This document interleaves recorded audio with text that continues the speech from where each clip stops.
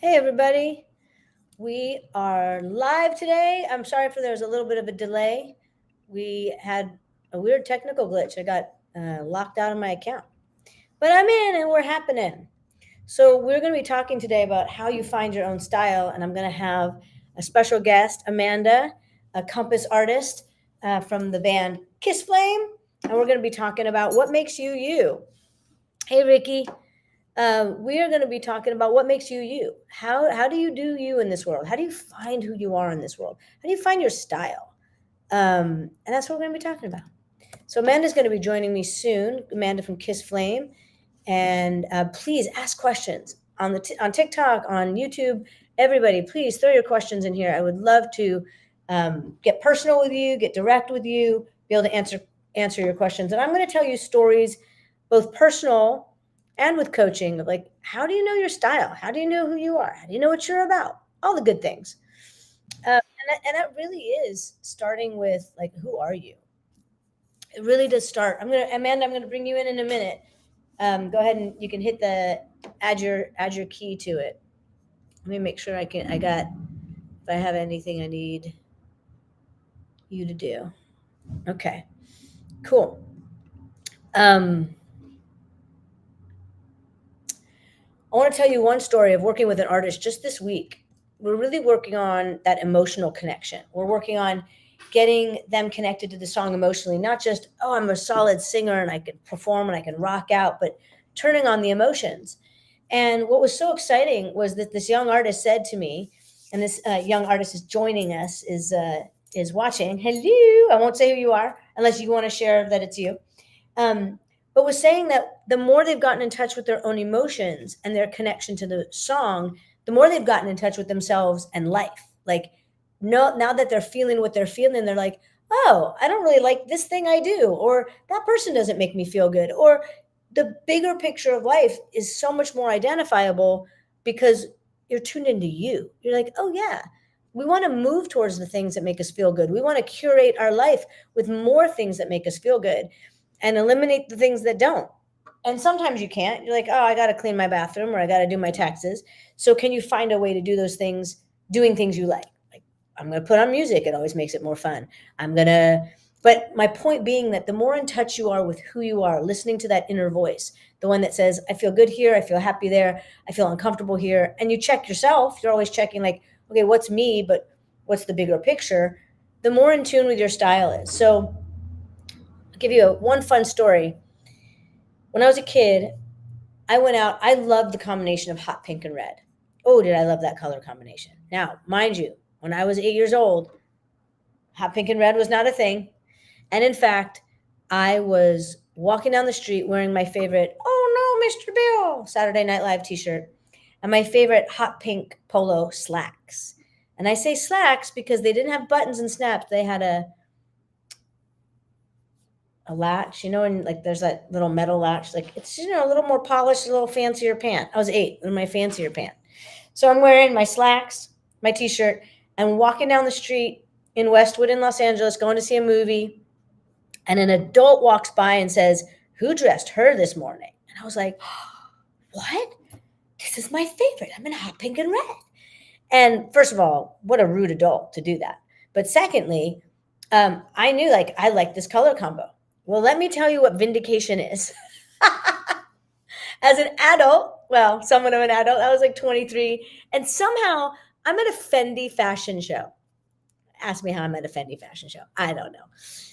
That's not generally my jam. I think I'm 6 feet tall, but I'm actually just 5 feet. Um, okay, I'm at the fashion show, and I am wearing a hot pink, like tube top, strapless tube top. I'm petite at the time. Um, I'm wearing a black skirt that is like sheer with red underneath, so it's like a double layer thing. And then I'm wearing like satiny Chinese red pants. So again, hot pink, deep red. And I had short hair, shorter than this. I had my pixie cut, which we can have a whole conversation about hair and how you get your style, right? Your hair is this is so much of a telling of who you are. I wore a pixie cut for most of my life. Why? Because Peter Pan. Because I am all things Peter. I am Wendy. I am Tinkerbell. I'm the Lost Boys. I am Peter. I'm all things Peter Pan. So I'm wearing a deep red pixie cut at the time. I'm so horrible with names. Let me get the name before I say it. Hold on a second. What's the gentleman's name? What's the gentleman's name? Hold on a second. Come on, documentary. Yes, Andre. Andre Talley.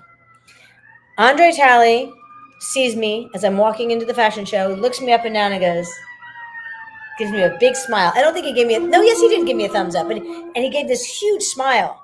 The fashion editor of Vogue is going, hot pink and red, honey, hot. The fashion show was pastels.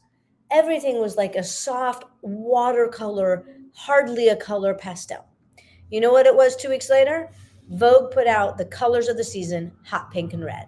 I was pissed. My colors. I was actually a little mad.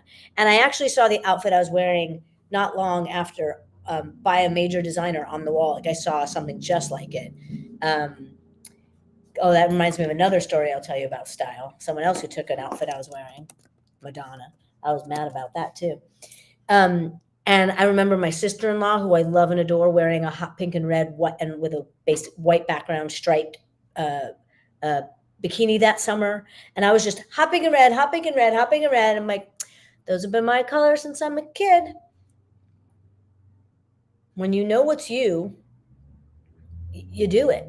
You do it when someone says, who dressed her this morning? You do it because you love it. Now, I think this is really important.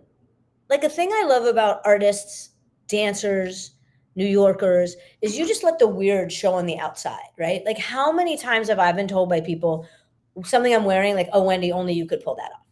I love patterns, mixing patterns. I tend to wear things that are, oversized, not exactly flattering. So that I'm aware of. I don't always dress flattering. But again, it's been a thing my whole life. I often like hide the body underneath clothes. If I'm wearing gym clothes, I actually look a lot better often because they're skin tight and there's not a lot of extra. And I recognize that. I'm like, okay, I might wear more of that sometimes, but generally I don't. I did have to give up like 1920s style clothing because even though I love it, it really it's made for someone 6 feet tall with no boobs. So I was like, okay, you really can't wear this. It just doesn't look good at all. But I think that, as I was saying, dancers, artists, New Yorkers, your weird quirkiness shows on the outside. And it's truly just like you doing you. And like when I land in New York and I see people, I'm like, yes, oh, my wonderful weirdos just showing up being true. That's different than getting dressed to be seen. That's different than, oh, yeah, I look cool. People are going to look at me. That's not what we're talking about. We're talking about from the inside out, you're putting yourself together in a way that you feel awesome, powerful, exciting. You've always loved having your own style and fashion since you were a kid. Yes, Jen. Now you might look back too. Like I look back at pictures in high school and go, oh my gosh, what was I thinking? But I was going for it. I had a hat collection from the time I was in high school. I've always had a hat collection, me and my hats. And I disappeared that for a while. And then I was like, where are my hats? And it was really me owning it and saying, this is my thing. I love hats. Iconic behavior, trend setting and silence. Ooh, PJ, I love that. And that's the role of the artist, is to be okay, hold on, Amanda's telling me something. I got to try to help her out, see if I can fix that. You got to be the trendsetter. You got to be the trendsetter.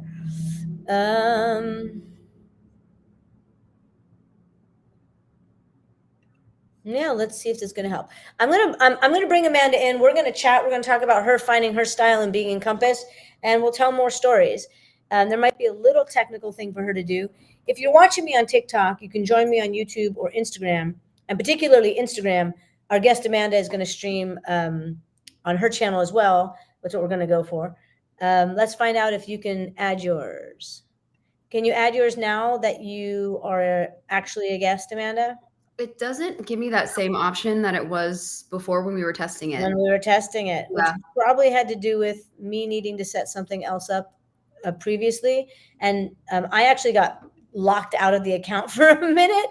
So you're going to be on my channel. It's really a bummer. Is there a way I can join your Instagram live? Like you can invite me through Instagram? I don't think so. Okay. You could try. Why don't you try that first, actually? Why don't you jump out and try and let me see if I can. I don't know that I can because I'm in here, but give it a shot. Okay, let me try. All right.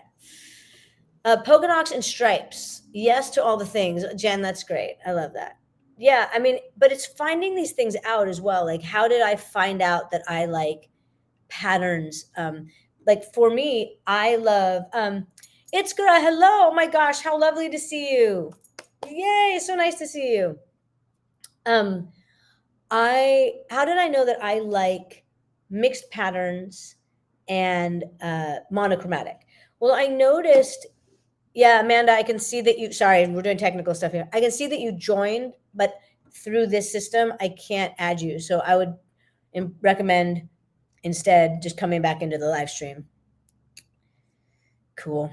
Yeah, technical stuff. You test it, it still doesn't always work. And then you go with the flow. I don't think there's another option for that. Okay, let me tell you a story about monochromatic, and textures and patterns. I knew I liked monochromatic. Like when I would see that, I'd be like, "Oh, that's cool. I like it." But there's something missing. There's something missing, and I didn't know what it was. I didn't know what that monochromatic, that thing that was missing was. But when I realized, like, I love Wes Anderson as a filmmaker, and I love Almodovar, and if I turned my camera around, which I can't right now, and showed you my Indian daybed, maybe I could take a. No, I can't. It's got French fabrics and different colors and reds and blues and a lot of the same colors. This blue's in there, this red's in there. And it's obvious, like, oh, I love mixing patterns. I have 3 rugs on my floor and they're layered. It's not one big rug. So recognizing that, oh, I really do love a color theme and then mix up the patterns. If it was cold out, I'd put a blue jacket on. I've got today's blue and cream, so I got my cream pants, which have this pattern texture right here, stripe. Got this. If I threw on my black hat or I throw on a blue hat today, do I have mine? I do. I would throw on my blue hat with the flowers, add another version of blue and pattern. And knowing that this is my formula, I can see it everywhere. I see it in my house. I see it when I was a kid and I would put things together. That's why I say I look at pictures in high school sometimes and go, oh my gosh, what was I thinking? But I was mixing patterns. Maybe it just wasn't as sophisticated yet, but the thing was still there. I got a pair of pants in London, and when I put them on, I was like, yep, I've literally bought this same pair of pants, or I've had this same cut. I had it when I was 15, it was this texture. When I was this cut, like it's repeat. So look at yourself, go look at your closet. Be like, what do I keep doing? What colors are in here? What styles are in here? Amanda, let's talk to you. Let's talk about well, first of all, welcome. Thank you. Amanda from Kiss Flame, who's in the Compass program right now. Yep. Let's talk about finding your personal style. And like even like before Compass, during Compass, like what are some of the things that helped you recognize, like, oh yeah, that's me. That's the thing I like. Well, I will tell you, I've had a long journey of figuring out what my style is and still am. I still feel like I'm always learning, Well, we're evolving. We're always evolving as artists. Awesome. Yeah. And most artists, or I think a lot of artists, like, we like variation and change, and like we're always tweaking in that way of like, maybe the core is like, oh, that's settled, but oh, I found this, and hey, I've been listening to Latin music. Like we're always exploring. Yeah. So for me too, it has a lot to do with like my identity as a queer person. I used to dress very feminine, like pretty high femme, like dresses and heels. And there were times where I felt sexy, I felt great. But for the most part, I always felt like there was something that didn't feel quite right. And then I started to dress like a little bit, like I try more masculine, like wearing hats, kind of, what I look like now.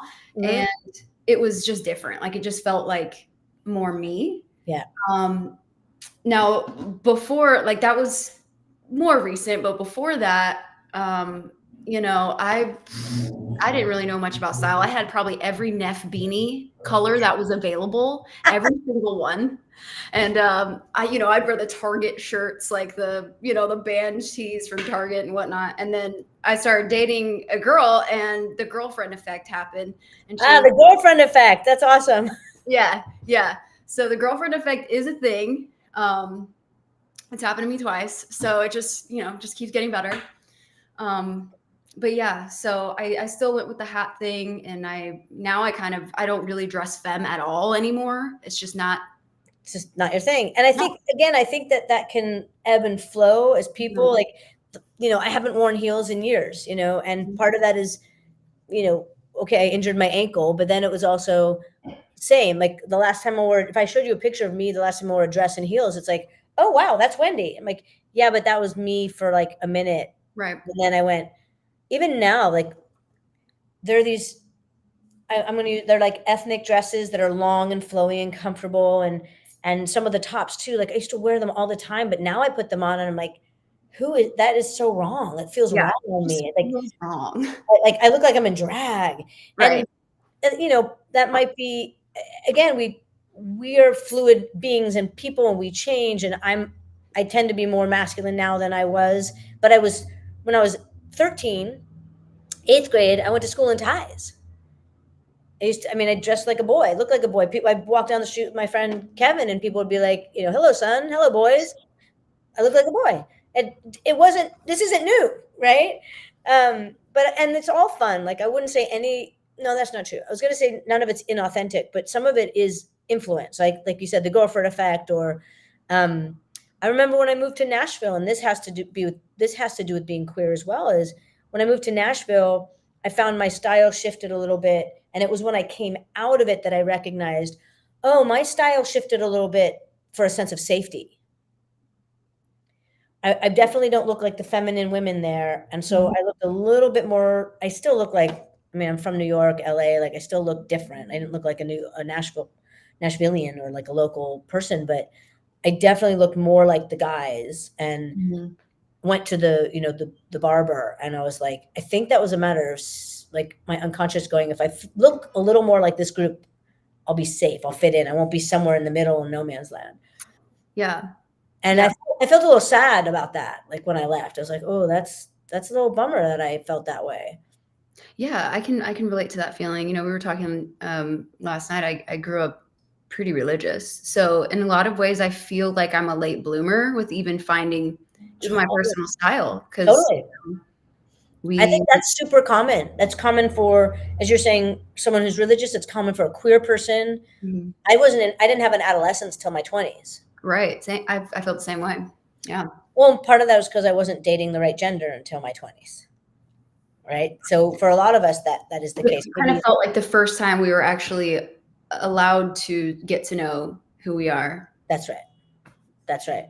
And less influence from home, where, like, I didn't have a pair of tennis shoes until I was in my 20s. Like, I didn't have sneakers at home. We weren't allowed to wear sneakers. Yeah, I started to dress like a little funky when I was getting older, and I could tell my parents were starting to get worried, you Yeah. know? They're Yeah. like, "Oh, your mom thinks you're gay." And I was like, "Oh, that's weird. Why would she think that?" Oh, my folks knew before I did. They were mad about it, and they knew before I did, because it was clear. Like, it was like the rest of the world could see it. I didn't see or know it yet. I don't think I wasn't allowed till I left home. So this is really important, because these are the type of things that shape you. If you look at, like, where you grew up. Wait, I lost your sound. My folks knew before I did. They were mad. Can I hear you? Can you hear me? There we Hello? go. There we go. So I think that if each person takes this into account, like, yeah, how was I influenced? Like, or how am I influenced by culture, by my culture, by where I grew up? Like, is my style being dictated by that? Is there a thing that I've always wanted to do, but go, oh no, that's kind of weird, I shouldn't? Start going for it. Yeah. Yeah. Yeah.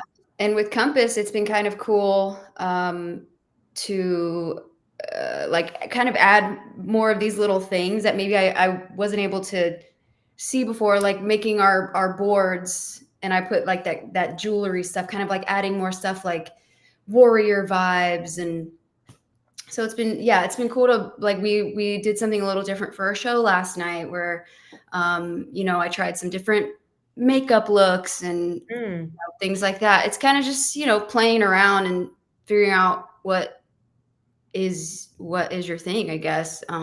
Playing around is a really good word. And by the way, for everyone joining me on TikTok, thank you for being here. If you jump over to Instagram or YouTube, you'll see my guest Amanda. Amanda Black from Kiss Flame is talking to us.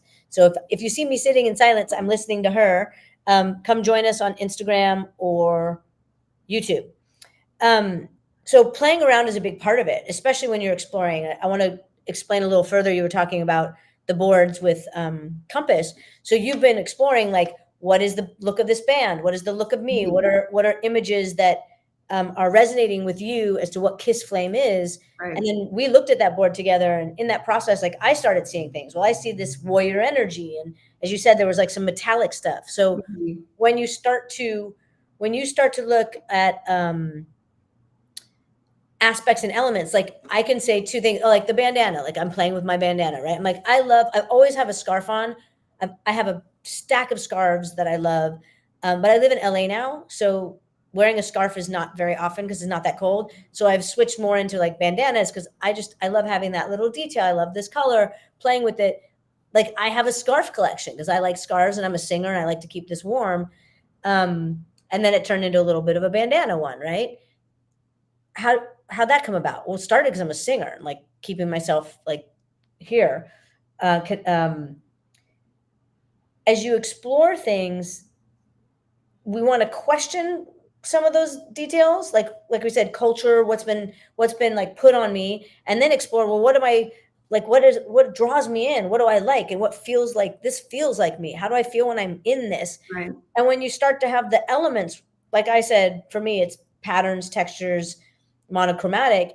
You can look at your little list, and if I'm getting detailed, it's like a pair of socks, it's the bandana, or maybe it's the jewelry, it's the shoe. Like, what are the Mhm. details now? And when you have a list of like, I know I like these things, and you're getting dressed, you could be like, ooh, what's missing? Oh, the metal. Where's the warrior energy in this? Oh, what's missing? I need a detail that makes me feel feminine, or I need a detail that makes me feel powerful, or I need a detail that makes me feel whatever that is. Mhm. So as an artist, as you start to have that list, you can look at anything you're creating, the art, the music, the video, and be like, "Ooh, there's something missing." And you look at your list of like, these are the ingredients that I like to represent in myself. Oh, it's missing the floral part, whatever that. Oh, okay. For me, okay, that's in the perfume, or that's in I need to add something to this. Mhm. And you find the way that you like to.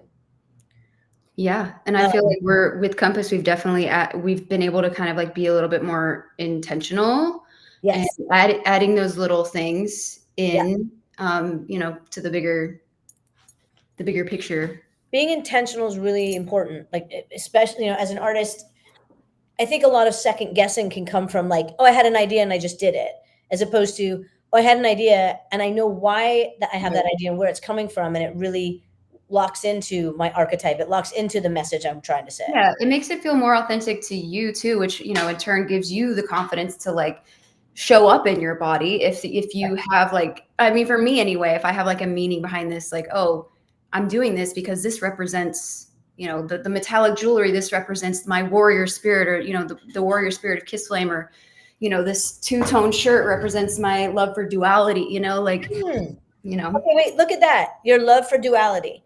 So that recognition of like, oh, I love duality.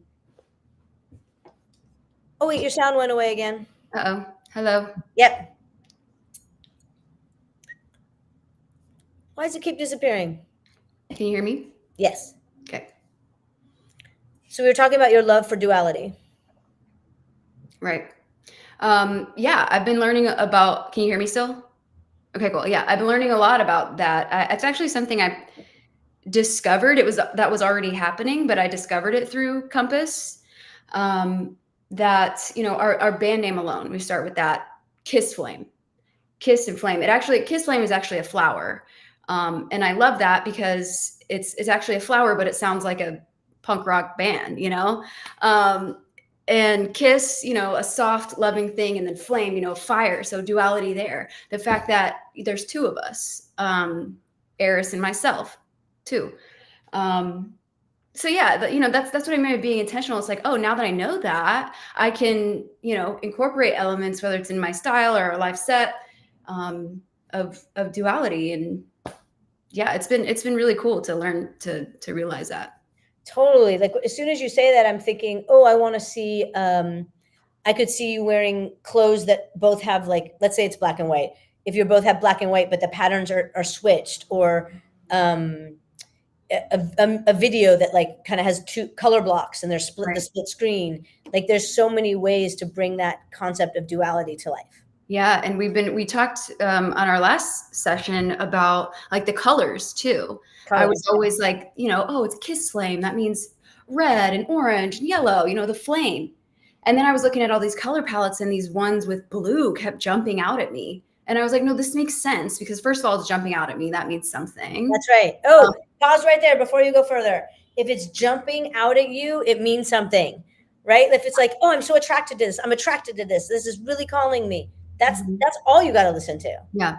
That's what I've been just trying to lead with, that because I was finding myself being like, no, this doesn't go with our thing. Right. And I'm like, I'm going to stop doing that. And I'm just going to start hitting yes to things that like I'm drawn to. I'm going to go back to this young artist that I was just talking about yesterday, who we've been turning on their emotional connection. And they immediately said, it's just changing everything in my life because I'm responding to my emotional reaction to things, right? I'm responding to my inner voice.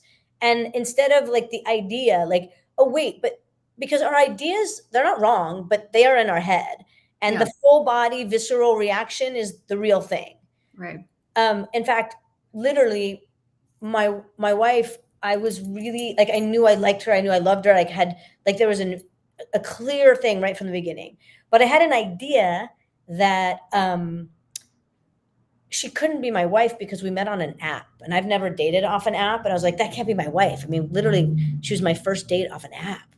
And my very dear friend and amazing human being, Wayne, a healer, Wayne, and I've known for over 10 years. And Wayne just said this very simple thing to me. Like he didn't like highlight it or make it a billboard. He just went, I'd hate for you to miss something, like an opportunity, because you have an idea it's supposed to be something different.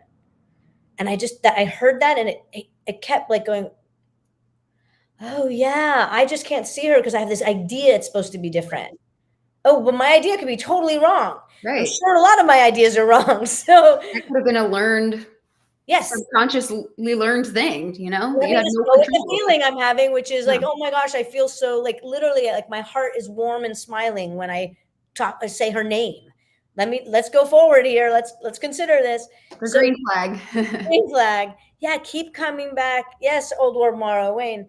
Flames are all color. I love that. Yeah. Um, and for those of you, I'm just going to tell you again, if you're in TikTok and you want to see Amanda from Kiss Flame talking, join us on Instagram or YouTube at Wendy Parr.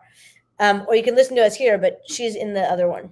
So going back to like, I'm responding first and foremost to like what excites me, and what that's going to do for your overall style is just create so much more in-depth layering and truth and authenticity and making something interesting, because you're like, oh, this is an unexpected layer. I wouldn't have even thought to put it in here, but I was so connected and attracted to it. We Yeah. put it in and we wove it in, and it's like, oh, this makes it so much more interesting than just my singular idea. And you show up more confident. Like I've noticed that the feeling within myself, like going to the show last night, I felt so good in what I was wearing. It felt true to me. Wasn't like second guessing myself or like, oh, do I, whatever. But yeah, if you're, yeah, it just felt a lot more. It's feeling a lot more authentic, for sure. I love that. Yes, confidence comes with that feeling of like, I made these choices and I'm like, so I feel good about them. It wasn't like you didn't just slap something together and be like, I hope I like it. You're like, nope, I feel like I know why I'm doing this. It feels Yeah. really good. I love that. I absolutely love that. Um, let's see. Yeah, I definitely, like I said, I remember being a kid and dressing really like, I was preppy as a kid, and that was definitely like my mom stuff. I was always more like, I like, I literally, I'll never forget how many outfits have you worn in your whole life, right? And as I'm saying this, I remember an outfit I went to school in, like first day of school, when I was 8th grade. And I remember this pink, soft pink outfit that my mom loved. And literally, like, I just kept having to adjust it whenever I was wearing it. Like, I'd have to make sure the tie didn't come. Like, I was just always fidgeting with this stupid thing. And to this day, like, how many outfits have I ever worn? But that one I remember because it was so annoying. And it was a decision maker for me where I was like, I'm never going to get anything again where I have to fix it and fiddle with it. Like, this is so distracting. Yeah. I mean, talk about taking away your confidence. It's like literally distracting. Yeah. I had a situation, I mean, recently with my family where I kind of had to put my foot down because, like I said, I haven't worn dresses in forever. I just don't like to. I don't like them anymore. I don't feel comfortable in them. I don't want to. I don't like how it looks, and I'm not going to let. You don't have to. Yeah, but yeah, they really, really wanted me to do that for my sister's wedding, and there was like no compromise for that. And I think the version of me 5 to 10 years ago probably would have given in. But I was like, you know what? This is not me. I'm not going to feel good. I don't care if it's 30 minutes. It's not me. I'm not going to feel good. I'm not going to feel like in my body and confident. I'm not going to want to like be at this wedding, you know? So I kind of had to put my foot down and be like, I guess I can't be a bridesmaid if I can't wear what I feel good in, Right. Like I'll wear whatever color you want. That's Right. fine. But it ended up fine. I wore my first pantsuit and it was so awesome. I love it. Hey, that's awesome. And the idea of like you should change yourself for an aesthetic is cray cray, or for someone else's comfort. Like you should wear what I want you to wear because I will be uncomfortable. Right. Well, that's a bigger issue. Exactly. That doesn't sound like my issue. Yeah, exactly. That's not my issue, not my monkeys. I love that. And I think, again, this is ever evolving. There will be consistencies in your style throughout your life, and then you change because you change as a human, and you change what interests you. You change. I want to be more comfortable. I want to be more sophisticated. Whatever that is, and sometimes it can be the contrast of, oh, I know I'm going to this event, and everyone else is probably going to be like this, and it's not. It's knowing that like I can wear tennis shoes there and I'll be confident and comfortable, and it's okay that I'll be different from people. Mm-hmm. And I'll go back to the parent thing. I will say to any artist, when you can get up on stage and say lyrics and perform and wear an outfit and literally do you and not give a flying F about your parents and what they think of you, that's when you've won.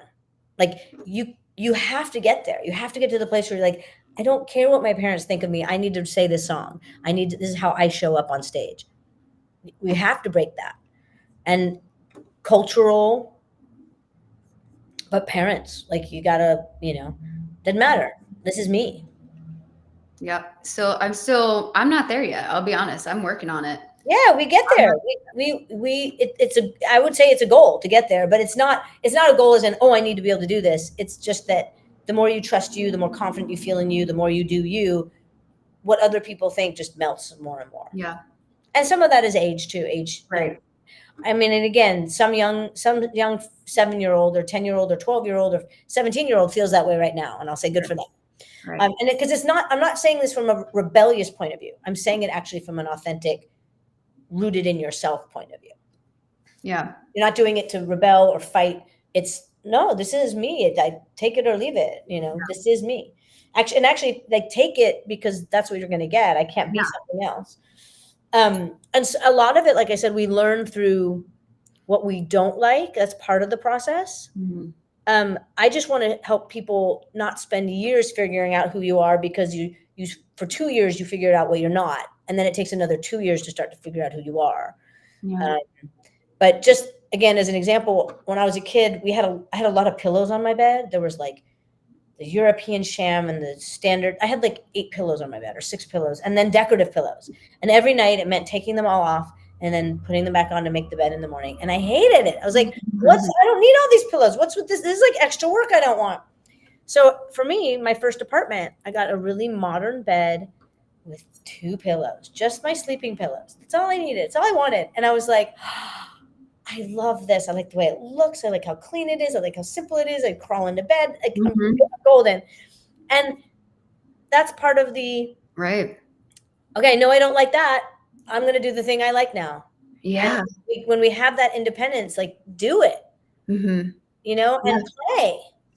Yeah, I experienced that too. We just moved, and we had this like crazy like mural in our last house. And at first we got it done. It was like pink, red, and black. It was crazy. It was super busy. And at first I loved it. But then as time went on, I just started to feel like weird about it. And then we ended up moving into this new house, and there's like nothing on the walls. And I'm like, I love this. This feels a lot better for Yeah. me. You know? Nice. There's the simple, like the peaceful, the simple, and then you'll, as you decorate, you'll find again, like you Yeah. like some people have the same haircut for 40 years. Like my hair looks different every day. I can't make it look the same. And I like that variety. I think some things are like, yep, that's never changed. And then other things evolve. So when we Yep. talk about how do you find your style is just starting with like, well, what do I like? Like, what do I admire? What do I like? Try things on, go to a vintage store, go somewhere, go to a shop and like try a bunch of things on. Mhm. And now one part of this that actually is also important to recognize is depending on where you live, you are limited to dress in what's available around you. Mhm.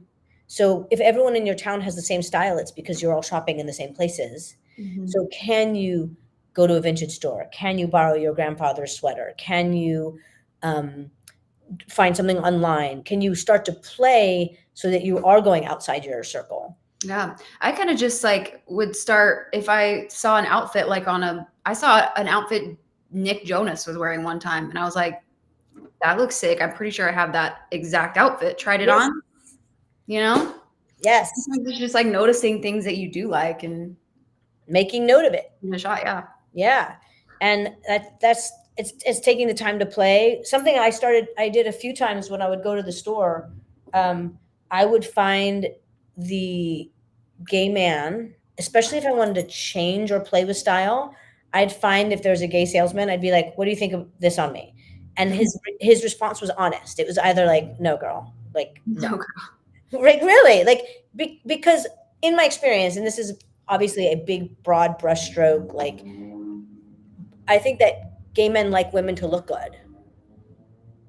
Whereas sometimes women what their own prejudices of like, oh, that's too sexy, or oh, whatever their own beliefs are about how women should and shouldn't look will come into play. Whereas in general, I'm speaking very generally, gay men like women to look good. So I would try something unusual on, like, oh, this is I wouldn't pick this normally. Does this look okay? Because I'm trying to go outside of my own normal choices. And then like I picked a shirt that it was really a color I never had worn, and the guy was like, "That looks fantastic on you." I was like, "Does it?" Because I'm not. This is new. He's like, "That looks great." So Mhm. getting that feedback from someone who really just wants me to look good. Obviously, you're yeah, he was selling you, but Yeah. Thankfully, my girlfriend is a stylist, so amazing. she will straight up tell me. She'll be like, "No." I'm like, "Are you sure?" Because she's Yeah. like, "No, girl." I'm like, And of course, like we've spent a lot of time. We're talking about fashion. We're talking about we're talking about what it's how you show up. But this plays out in your music videos. This plays out in your creation of art. Again, when you know the details of these are the elements I like and I want to express in myself and my persona. Okay, how do we express this duality in this music video? How do yeah. we express where how are we bringing in these colors, or where's the warrior aspect, and where's the floral, the flower aspect, where's the and so those can all be put to play in the music, in the visuals. And so we're going from like you on your body to you in the photograph, and then you on the music video, and then you, and so it's all the same ingredients being layered. Hmm. Yeah, that's awesome. So I think that it's equally important to recognize. I'm just looking at my notes if there's something. Um, it's equally important to know, like, okay, I know I don't like these things, so let me start. And I think that playing and investigating is important. Playing and investigating. Like, what happened? Let me try that on. Oh, let me try that. Like, let me go out of my comfort zone. Oh, I admire that on someone else. How does that feel on me? But then as another point was an artist in Compass right now with their like their style. They were saying, "Oh, I really like this artist who's really black and white."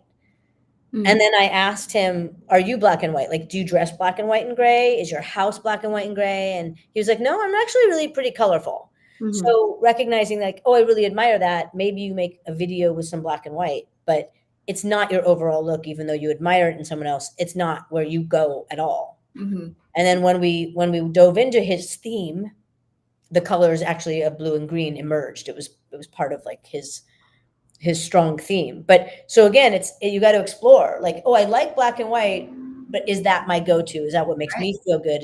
Is that my own tendency? Yeah. Like And we I'm kind this of color. Yeah, it really like stuck out to me when we were looking at the different color palettes and realizing how like blue could actually be really cool. Like I was saying, I was very much like, oh, red is my thing. Red's my favorite color. It's just my thing. And then you were pointing out, you were like, it's just so much more interesting when you look at this red, blue, and black rather than this typical red and black or red and white that, emo or rock bands maybe use a lot. Yes. So, And yeah. that's something really telling is to be aware that a lot of things signal, right? Like um, red, white, and black signals to society. Oh, I'm this kind of person. Right. Most people, like as humans, we tend to want to fit in and feel a part of a club or a Right. part of a community. And so you'll see, like, go to any place, like, oh, if you dress like this, these people know you're part of their tribe. You dress like this, they know. So a lot of that is like a biological, ancestral, deep seated like sense of safety. Um, but what got interesting was when you went when you added that specific blue to the red and the white and the black was I still get what you have over here. Like that community is still going to go, oh, I'm seeing that. Right. There's something unique now that makes you Right. stand apart from everybody else. Doesn't just make me think of the colors of Netflix, Right. right? Or Your typical like anarchy, like that's right. yeah. That's right. So it goes, ooh, there's more here, Different. which gives me depth and it makes me Yes. more curious. Mhm. Yeah. Yeah. So cool. So I think, exploring is really important. Feeling the visceral, like, what does my body say to this? Like, what am I drawn to? What am I literally attracted to? Mhm. Playing and then recognizing also where are my ideas? Are my ideas getting in my way? Mhm. That's awesome. I love all of that. So let me just talk about little styles here, stories again. Oh yeah. Well, that's part of the reason like I started changing my hair was I've always loved this 1930s GQ men's haircut. And some years back when my hair was still dark black, I jumped off a 30-foot cliff into a pool of water. And when I came up, I was like, that's it. I'm cutting my hair. I'm just going to get that haircut I've always wanted. And I got the GQ look and I had a red streak in my hair. And then over time, slowly but surely, I just started buzzing the sides. So it went from like fuller hair to buzz. And in the last handful of years, it's kind of been every lesbian's haircut. And I was like, and I've had it for, I don't know, 10 years or more, basically that kind of look. And I was like, yeah, I just don't want this haircut anymore because everyone has it now. Mm. And so then it's like, okay, well, let me explore now. What feels good on me now? What feels so it started getting extra long and I recently found someone I was like, I basically want that haircut, but I want it to be not as severe looking. I don't want it to look like and so we ended up here and I'm really happy with it. I've got movement. Again, let me give you words I know it needs. And it needs movement, it needs texture, it needs to be a little like Nutty Professor, eccentric, a little feminine, a little artsy, Mhm. edgy, and I really think he nailed it, Matt. I think Matt nailed it, You and I'm did. thank you, and I'm happy with it because it was change, but like still kind of this core thing I Mhm. like. Still, it needs to be playful. It needs playfulness. But part of that was like I just don't want to look like one of the crowd anymore. It's like, and I outgrew it a little, right? I outgrew where I was.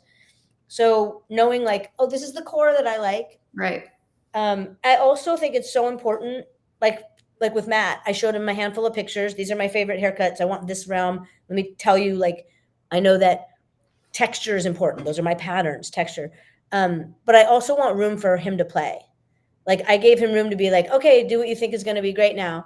Because when you are collaborating with artists, any kind of artist, musician, I want them to be able to bring their talent, genius, and their own playfulness. Right. So I do think, like, even if you were to, like, you're going to make a music video, I know you've made your own, like, you create it. But when you're collaborating with people, it's, I think if your ideas are too, like, it has to be this or it has to be that, it's more like, oh, these are all my ingredients and these are some of my ideas. Now let that person that you are trusting and whose talent you believe in and trust in and you've seen their work, let them have some freedom, because together you're going to come up with something that's beyond just your own idea. Yeah, totally agree. Huge advocate for collaborating. And I do that with everyone I work with that comes on. We did our music video and Jesse is like, well, what do you think? And I'm like, no, what do you think? You know, like. That's awesome. Just reminding you, if you're on TikTok with me, come on over to IG or YouTube to watch Amanda Black with us. And talk about the haircut when I was a kid. Yeah. The hair is actually something I was going to say. That's one thing that I do know that has stayed consistent with me. You know, a lot has changed. And, you know, people have even been like, maybe you should change your hair color because, you know, people are going to think of this artist. And I'm like, you know, that might be true. But like, I know for a fact that I do not like any other hair color on me. I love red. I've had red for over 10 years. I love it. Like the cuts changed a lot, but like you probably will never catch me in any other kind. Yeah. Like maybe until I go gray or whatever. I'm already starting to, but All right. And that could be the case. It could, sometimes it could be too. Like, I do think that this is fun. Same. If you find that person and that hairdresser and that vision has a vision with you and is like, I see this on you. I think it's gonna, like, and then sometimes that change is the same where you're just like, oh my gosh, I just feel so confident and like different now. yeah. But it could be that you're like, no, this is definitely the consistent thing. And Yeah, but with the cut, it kind of changes for me because if you see my cut and if you go to my page, you can like see my hair. I've got like bangs thing going on. And when I have my hair down like that, I like that it makes me feel a little bit more feminine because I like to be able to choose my own adventure. You know what I mean? But, you know, I've also been exploring with my stylist about how to, you know, give it that, but make it a little bit more masculine. So last time, you know, I had like a kind of more of a shag cut. Last time we did like a wolf cut. It took me a little bit to get used to that, but like I ended up loving it. I was like, okay, yeah, this feels more along those like, you know, skirting that masculine feminine line that I was kind of like that duality. For. Yeah. That's awesome. And this is where we get to play, try stuff on. And you know, you can always try wigs on too before you cut hair. So, but I do think that like playing and exploring is just such a fun part of expression. When I went from, I had once braids. I had individual braids that were really, really long in like 1990, I think.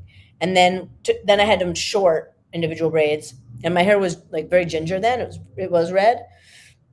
And I went, when I took the braids out, like I just didn't know what I wanted to do with it. Met with a hairdresser, really went back to my pixie. Literally was like, he's like, let's go short. And I'm like, I'm always down for a pixie cut. And we went down pixie, and it was like kind of spiky and fun. And this has often been the case for me, but it took about 2 years, and all the boy bands started having my haircut.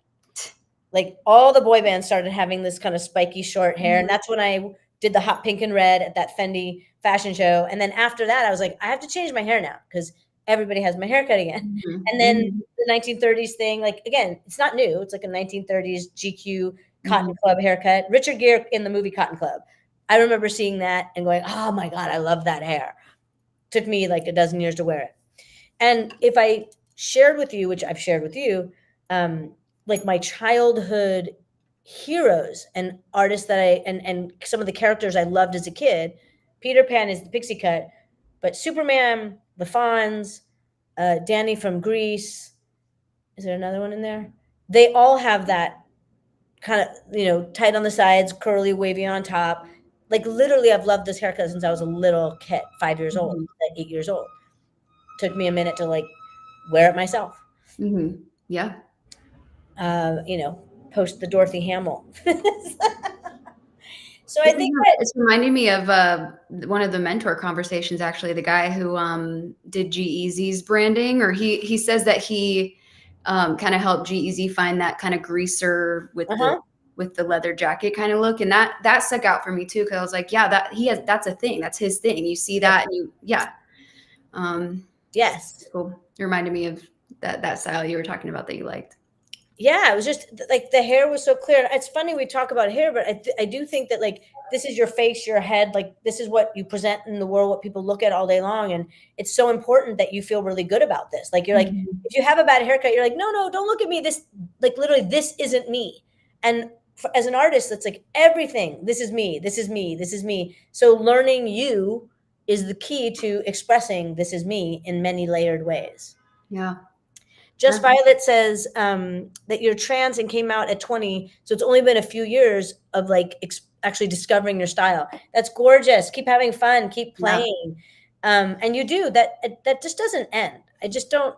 I mean, of course it can. Like some people, like you get a uniform and you're done. I do think as artists, especially, but really every human's creative. But as artists, I think it's essential that we continue to play and explore, so that each album, each project is like, okay, well, where am I now? And what do I want to say now? And where do I want to take my audience now? What is the influence I want to give now? What is what's affected me in the last year of my life? What does my songs need to say? And so everything is now going to shift to express those things in detail. Mm-hmm. Yeah. I'm finding like, I used to kind of think like, oh, if I wear this, is this like a weird piece? But now I'm like finding that the more weird a piece is, the more I like it now. I'm like, that's weird. I think I need it. I love that. Yes. Again, like I literally say about like Compass is to like discover and remember all your wonderful weirdness and then layer it. Because weird is just you. Like it's trendsetting. Yes, yeah, artists need to be the trendsetter. But weird, if you're not weird, you're just suppressing yourself, right? Like weird, everyone's weird. We're all weird. Humans are weird. Yeah. I love that. And I think also just being aware of there's stage, there's how you look on stage, there's how you look in a video, there's how you look right now in this type of conversation, and then there's how you look at home with your friends. And being, I don't think everyone, I don't think it actually works to look like you have a stage outfit on a Tuesday at 12 noon for something like this. Like it still needs to be legitimately you, but also that's its own kind of elevation. So go further, go weird, and then like, well, what feels comfortable here like that? Yeah. And that's honestly something I've learned in Compass too, is I was kind of feeling like there was the person that was here and on the stage, I was like, this feels like the same person to me. Like, but I've learned that there is a difference. Like there's this part of me that, goes out and does my thing. There's a part that rolls out of bed in the morning that only my girlfriend will see, and then there's the stage part where I just basically took this and just took it a step further. It took more weird, Yes, for sure. There's, rock star you is an elevated, bolder, bigger version of your human self, for sure. There's, and you can see that from last night being at the show. Like I usually would have gone like this probably, but I was being intentional about trying to like do something here, like I want to create this person because it kind of helps me step into that and be more confident and step into that version of me that's on stage in front of all these people. Yes. Okay, I'm going to describe that. I love what you just said. I want to share an experience of that because yes, you are larger than life on stage, and there's certainly things I wouldn't recommend. Like some of the outfits you wear on stage, you wouldn't be comfortable if you were standing 2 feet away from somebody. You'd be like, oh, this is kind of weird. But the distance of stage and the purpose of performance is really specific. So I have watched an artist warming up, getting them ready backstage, watch them make up, put on the clothes, and the steps it took to go from makeup through backstage to on stage. I watched the person. And again, as a coach, I know the whole person. I know the vulnerabilities. I know their insecurities. I know their confidence level. Like I know the real person here, the human in detail person, right? And I watched just in that simple walk, that path to the stage, rock star energy. Just from when I went, and it was beautiful to watch. It was so magical. And they're the same person. Mhm. But rock star, I mean, this could be a whole conversation of like, what is it? I do think that it's not our vulnerabilities, it's that we are using vulnerabilities as an artist on stage. You are sharing them and expressing and inviting an audience into the vulnerable you in order to affect them, in order to have an impact on them, in order to take them on an emotional journey. And Mhm. Yeah. when you're home and being vulnerable with your closest friend, it's because you need comfort, or you need, like, I'm being vulnerable to let you in, but it's because I need a friend right now. The audience isn't your friend comforting you. You are giving them that space to feel all the feelings. So the role is very different. And I think that's why I would say I don't know how to describe the right language for this really, but it's like your everyday humanness is not the rock star on stage, because Right. you're in a job that is bringing this part of you and making it Right. so big. And just that, those 20 steps from human me to rock star was just amazing. Yeah. And everything being, as you said, intentional, bigger, and specific. When you're Yeah. hanging out with your friend, like, I talk like this with you, right? But if I was singing, maybe this would become this, Yes. right? Mhm. It stays longer. It's like, Yeah. you And know it's just noticing too, as a consumer of music and this kind of thing ourselves. I went to Caroline Kingsbury's show, who you might have met last night, and her opener was just so weird. I loved it. I loved it. She was like just so weird. Her look was crazy. Like I I was love so this. entertained. And it honestly, it made me more tapped into their set. I wanted to watch. So, and I really think it just takes a little bit sometimes. It's not Right. anything crazy. Like some people, they have elaborate costumes and those are like amazing, but you don't have to do that. No, And I realized that too. Like I just used some makeup and like some crazy shit I had and put that together. use what you have, Right.